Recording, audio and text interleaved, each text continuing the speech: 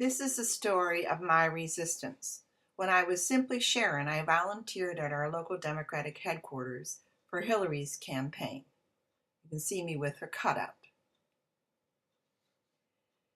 An environmental activist for the past 12 years, here I am singing with the Green Grannies of Charlottesville on our downtown mall, days before the election. At the Democratic celebration in downtown Charlottesville, I brought cookies, and here I am with my friend Sarah, awaiting the returns from the polls.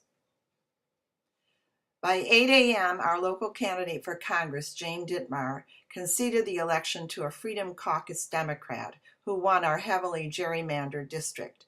The news became grim, and I decided to go home and watch the results on TV. At 3 a.m., the astounding happened. The TV channels were announcing Trump's victory. I went to bed, stunned. The next morning, the full shock of Trump's election settled over me. I was outraged, incensed, horrified, and fearful for our nation. I took a hike. 3 days later, I decided to cancel my Facebook account and committed Facebook suicide. But then I found I wanted to rejoin Facebook, and so Hillary was born, and I came back from the grave. This is a picture that frightened some of my friends, made them wonder if I was mentally all right. My daughter suggested that I should start a blog on Tumblr, so I did. And soon I was posting longer messages on this blog directly connected to Facebook. In all, I posted 22 pieces, from "You Know You Are a Zombie If" and "This Is What Hate Looks Like" to "I Have a Dream of Female Power and Justice for All" in honor of Martin Luther King. I kept singing with the Green Grannies. Here we are on TV protesting the Dakota pipeline down in the downtown mall. Something was changing inside. I was beginning to ask questions like, who are these Trump voters and why did they vote for him?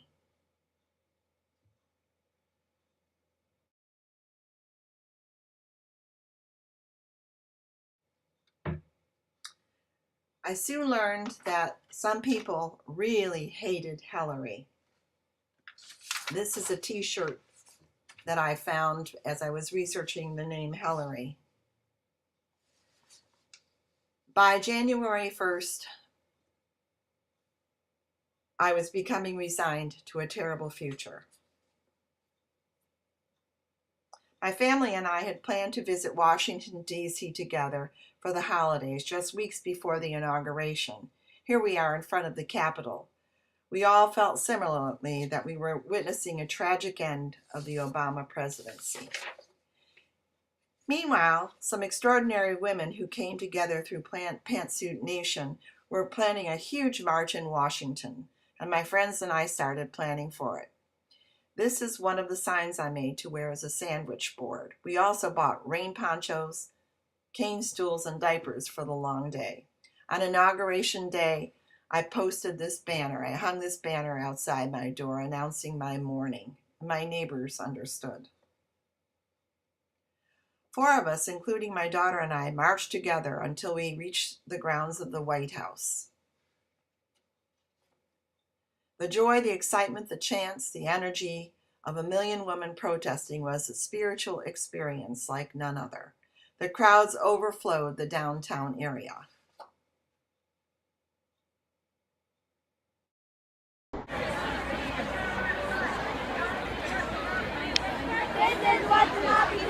Sorry, it's okay.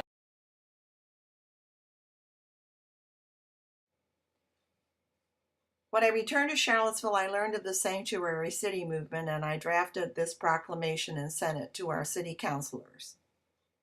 No longer able to write prose in my blog about the experience of the march, I instead wrote a poem calling it Pride and posted it. I learned about a group called Indivisible that was forming. Its main purpose was to resist. And I joined a group of 200 at its formal launch. The group was so big they had to relocate to a nearby church.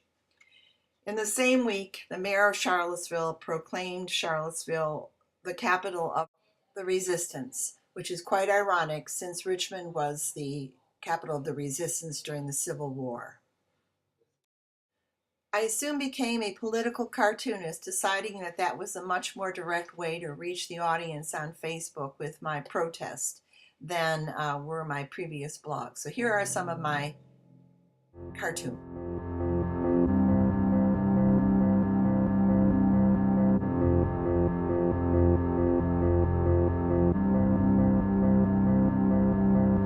Put on your face,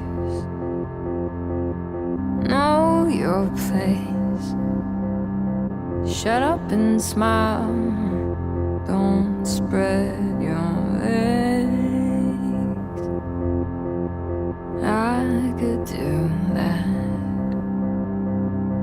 but no one knows me, no one ever will. If I don't say something, if I just lie still, would I be that monster, scare them all away? If I let them hear all I have to say, I can't keep quiet, I can't keep quiet. One woman riot, I can't keep quiet for anyone.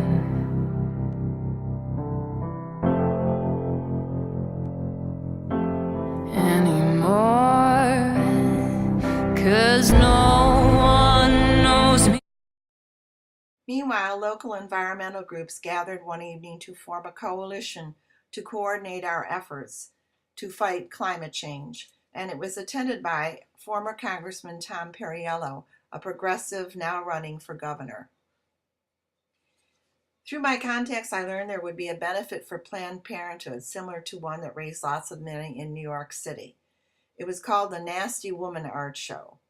It would be held one night at the art park in town, so I entered my cartoons. Our new congressman, Tom Garrett, would not hold a town hall in Charlottesville, so Indivisible held a mock town hall that drew a crowd of over 2,000 citizens who asked questions, mostly about health care, to an empty chair that represented our missing congressman. Here we are, a panorama of 2,000 Charlottesvillians protesting the fact that our new congressman would not meet with us and would not answer our questions. And the Green Grannies kept singing in support of the environment and women at a celebration of National Women's Day. I have been a member of a group called One Virginia 2021 for 2 years, with the goal of reforming our gerrymandered electoral districts that the next census will determine in 2020. I attended a showing of our group's documentary, Jerry Rigged, and was interviewed on local TV. Oh, wise women, I firmly believe we are the ones we've been waiting for.